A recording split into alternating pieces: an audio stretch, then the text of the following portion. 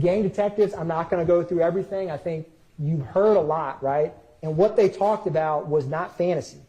Gaither and Dennis, when they talked about getting woken up in the middle of the night with all of this 2015, they interviewed Walter Murphy. They interviewed Quindarius Zachary. They interviewed Copeland 6 times. Not an easy task. All of that stuff they did repeatedly. They didn't just, and they all acknowledged. This is Jeffrey Williams. The cops asked them all. They know my business in all the jurisdictions. They all testified about YSL Street Gang, identifiers, identified members. Are they all wrong? Are they all just, Gaither and Dennis are just making up crimes? No. YSL is a criminal street gang as shown by their actions. And Detective Belknap discussed the origins of Rock Crew, how it became YSL. He also mentioned how YSL, the street gang he started hearing about in schools before the record label was formed, and the rival between YSL and Inglewood family. I just simple 2 words, or I guess it's 3. 2015 first wave. This is waves of violence and a tsunami of evidence about a criminal enterprise operating throughout. And the second wave, Viverito told you about it. She told you about all these back and forth shootings in 2019 and 2020, and she talked about what was going on in just 1 month, March of 2022.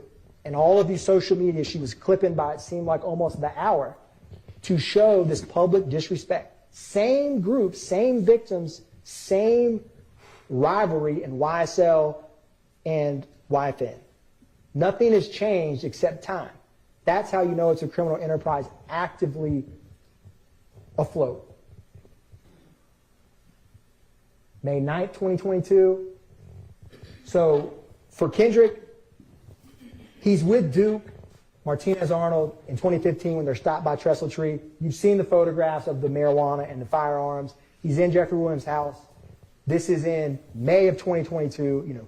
Him actively having this arm protection, firearms, and being in a house and then running when the police come with 2 other identified, documented street gang members. It furthers the gang's interest to have multiple YSL members together, even in one of their own homes, because as you've seen, they're going to always be armed and have firearms. So all you have to decide, in my opinion, if you meet the other elements, is there a street gang?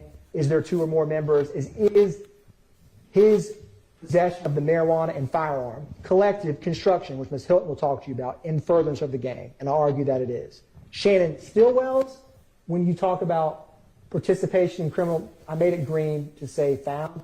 Like I said, I don't need to belabor this much. I think it's quite obvious that Shymel Drinks is a textbook example of a gang murder, where they literally just shoot him because they happen to see him at a gas station. He's a rival, that they're following Kelvin Watts and other postings that are dissing or alluding to the murder of McMiller and Ford, and that's why he kills them.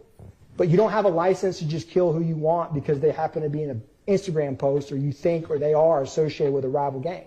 That's to boost his street cred within the gang. And then,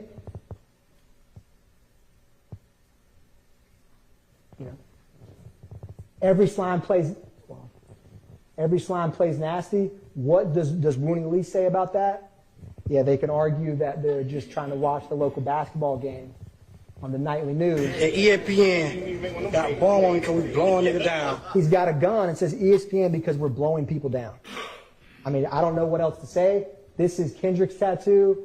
You're going to see, this is Miles Farley, ESPN tattooed on the back of his neck. This is going to be Christian Eppinger coming up here. Rise and Slime, ESPN, and then I didn't clip it in there, but there's the song that Shannon Stillwell himself made where he literally says, every slime plays nasty. So these are common phrases, identifiers, and by nasty, they mean violence. You've seen it. Going a step further,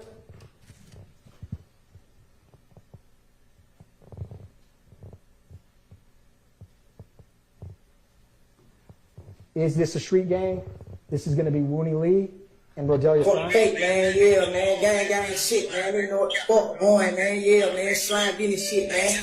Man, happy birthday to me, man. Really mean everything to me, man. Shit on me for real.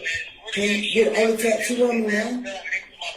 Gonna spin again. Nah, for real, no cap, nigga. Slack, nigga. It been a minute since I seen it up. It been a minute since I seen it up. It been a minute since I seen it up.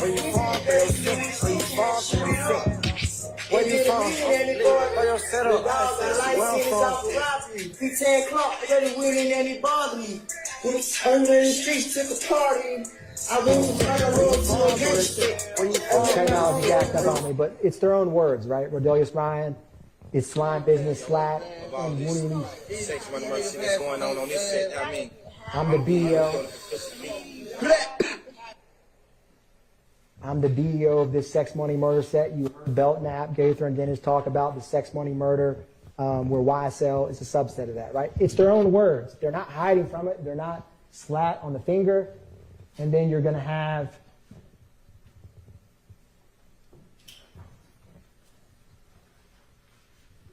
again, Miles Farley, when the OGs don't feed, it boosts up the crime rate, right? They're actively telling you what they're doing, which was in Rodalius Ryan's Instagram. You all saw this video.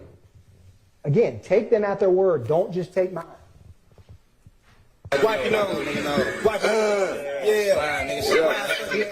Big B.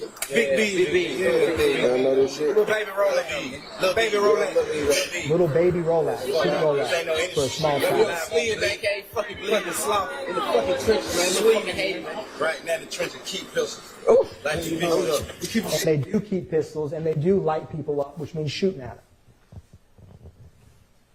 them. What is YSL about? I said the deception. You have the flash and the fame and the lifestyle, and it's all a joke.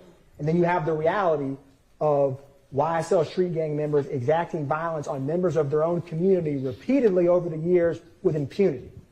The intimidation. I think y'all all know well what we've shown and walked through, the violence publicly about witnesses who come in and testify, the way that people get YSL amnesia, as I call it, when they sit in the witness stand and they can't remember entire years of their life.